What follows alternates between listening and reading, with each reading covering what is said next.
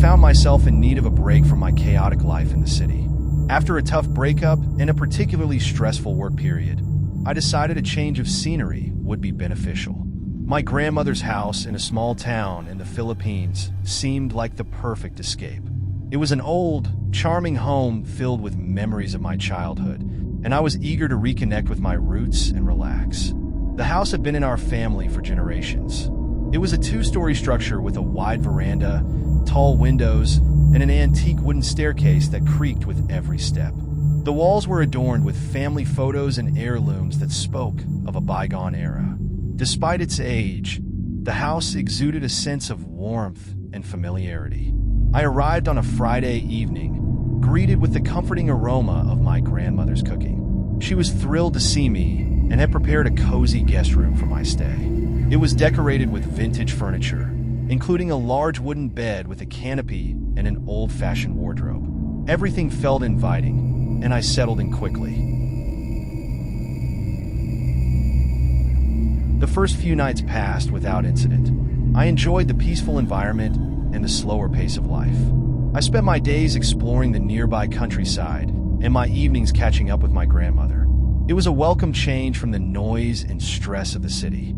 On the fourth night, however, something strange happened. I woke up suddenly at exactly 3 a.m. The room was bathed in moonlight, and the soft glow illuminated the room in an almost surreal way. I couldn't pinpoint why I had woken up.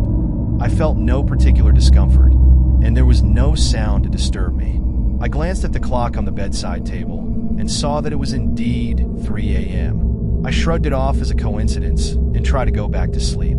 The house was silent, and the only noise I could hear was the occasional creak of the wooden house settling.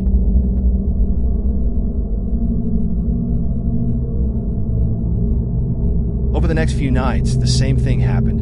I would wake up at precisely 3 a.m. At first, I thought it might be due to the change in environment or stress from my recent life changes. However, the pattern continued, and it started to unsettle me. One night, I decided to stay awake and see if anything else occurred. As the clock struck 3 a.m., I felt a sudden drop in temperature in the room. It wasn't a drastic change, but enough to make me uncomfortable. The shadows on the walls seemed to shift, and I heard a faint scratching noise coming from the attic above. I tried to convince myself it was just the house settling, or perhaps a small animal. I checked the attic door, but found nothing unusual. The silence returned, and I eventually fell back to sleep, though not without difficulty.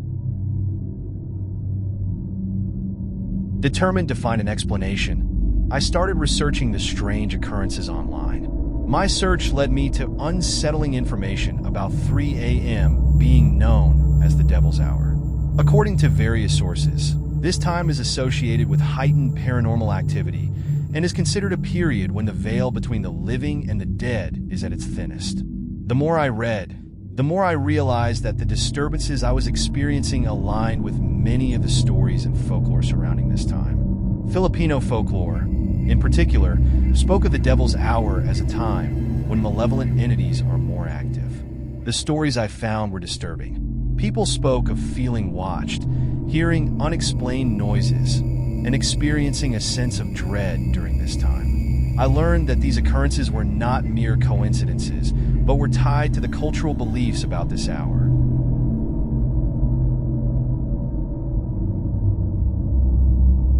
Armed with this knowledge, I grew increasingly apprehensive.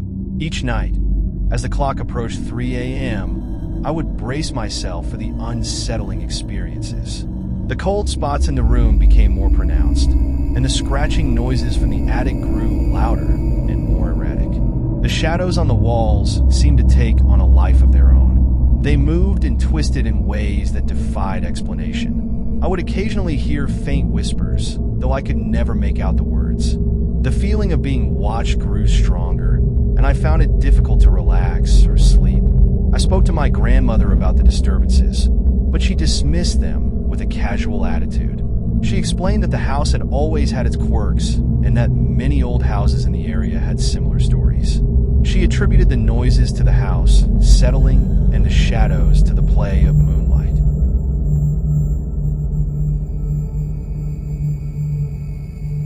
Despite my grandmother's reassurances, I couldn't shake the feeling of dread. The disturbances continued, and my fear intensified. One night, I decided to confront the fear head-on. I stayed awake and listened intently as the clock struck 3 a.m. The temperature in the room plummeted, and the oppressive silence was broken by the now familiar scratching noises from the attic. The shadows on the walls became more pronounced, and I felt an overwhelming sense of dread. I could almost sense a presence in the room, though I couldn't see or hear anything clearly. I tried to focus on the noises and the shadows, hoping to find a rational explanation. However, the more I tried to analyze the situation, the more the fear grew. The experience felt surreal, as if the house itself was trying to communicate something beyond my understanding.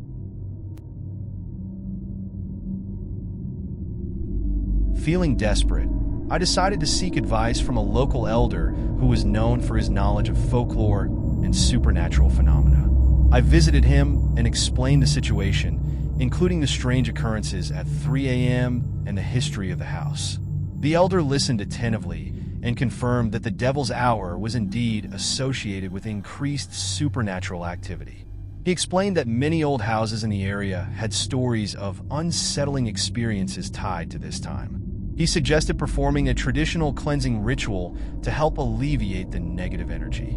Armed with this advice, I returned to the house and prepared for the ritual.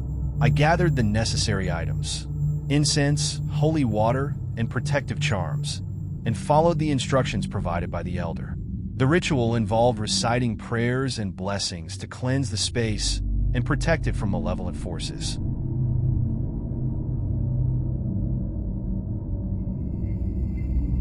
After performing the ritual, I felt a temporary sense of relief. The disturbances seemed to lessen, and I was able to sleep more soundly for a few nights. The shadows on the walls were less menacing, and the temperature in the room remained stable. I hoped that the ritual had successfully addressed the issue and that the unsettling experiences were behind me. However, I remained cautious and continued to monitor any changes in the environment.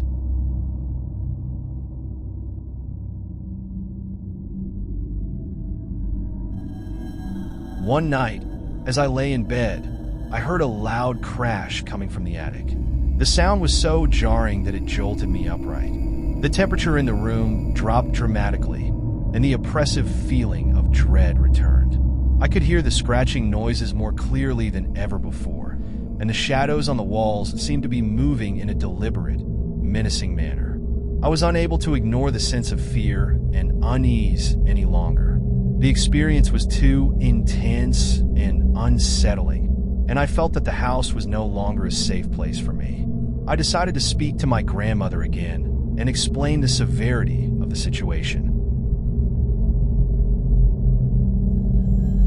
When I explained the full extent of the disturbances and my growing fear, my grandmother was more sympathetic. She understood my concerns and agreed that it was best for me to leave the house. She helped me pack my belongings and arrange for an earlier return home. Leaving the house was a relief, but the experience had left a lasting impact on me. The sense of dread and the eerie occurrences at 3 a.m. were not something I could easily forget. The house, once a place of comfort and familiarity, had become a source of deep unease. I returned home with a newfound appreciation for the stability and safety of my own space. The experience at my grandmother's house had taught me a lot about the power of folklore and the unsettling nature of the Devil's Hour.